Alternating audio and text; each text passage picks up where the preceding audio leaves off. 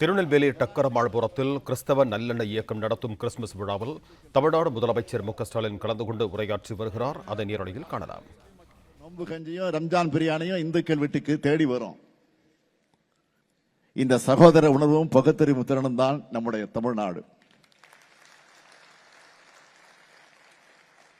எல்லாருக்கும் எல்லாம் கிடைக்கணும் என்ற இயேசு பெருமான எண்ணத்துக்கு இலக்கணமா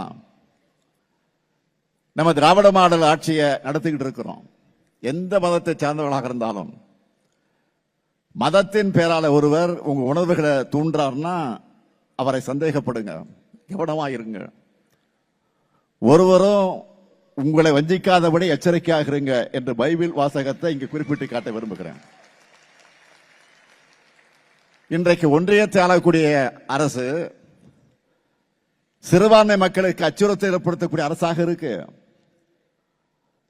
அதனாலதான் அவங்க குடியுரிமை திருத்த சட்டம் கொண்டு வந்தப்போ கடுமையா எதிர்த்து போராட்டங்களை நடத்தணும். ஆனா துரோகம் செய்வதையும் மக்கள் அழகு வைப்பதை மட்டுமே தன்னுடைய அரசியலா லட்சிய அரசியலா எடுத்துக்கிட்டு செயல்பட்டு வரக்கூடிய அதிமுக அந்த சட்டத்துக்கு ஆதரவா வாக்களிச்சது.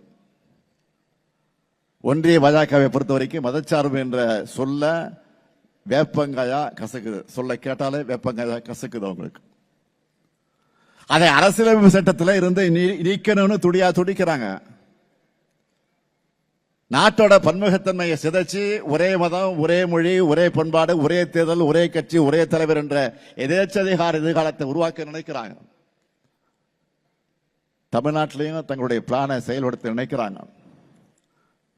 எப்படிப்பட்ட ஆபத்தையும் பாஜகவோட நாசகார திட்டங்களையும் எதிர்த்து முறியடிக்கிற வலிமை தமிழ்நாட்டுக்கும் திராவிட முன்னேற்ற கழகத்திற்கும் இருக்கு. இதுதான் நம்ம ஹிஸ்டரி. இப்ப கூட சிறப்பு தீவிர வாக்காளர் பட்டி திருத்தம் எஸ்ஐஆர் நடவடிக்கை மேற்கொண்டாங்களே.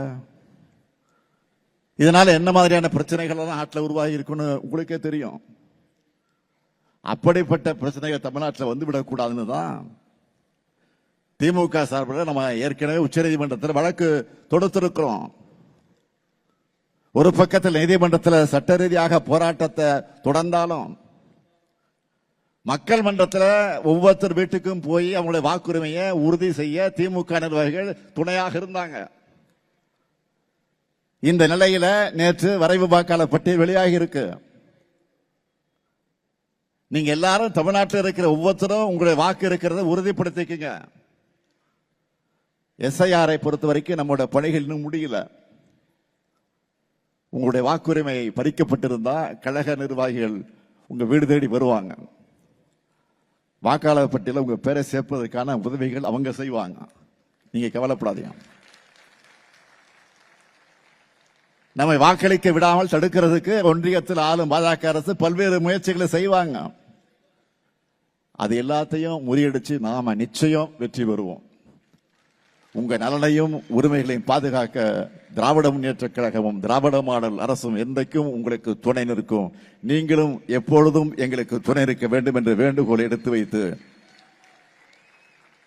சமாதானம் பண்ணுகிறவர்கள் பாக்கியவான்கள், அவர்கள் தேவனுடைய புத்திரர்கள் எனப்படுவார்கள் என்கின்ற பைபிளையும் தெளிவாக குறிப்பிடப்பட்டிருக்கிறது. உங்கள் செயல் அனைத்தும் அன்புமயமாக இருக்க வேண்டும். உங்கள் மீது அன்பாக இருப்பதை போலவே அடுத்தவர் மீது அன்பாக இருங்கள் என்று இயேசு பெருமானின் மொழிகளை எடுத்துச் சொல்லி விடைபெறுகிறேன். நன்றி, வணக்கம். பிளே ஸ்டோர் மற்றும் ஆப் ஸ்டோரில் இருந்து பாலிமர் செயலியை QR கோடு மூலம் பதிவிறக்கம் செய்யுங்கள். செய்திகளை உடனுக்குடன் பெறுங்கள்.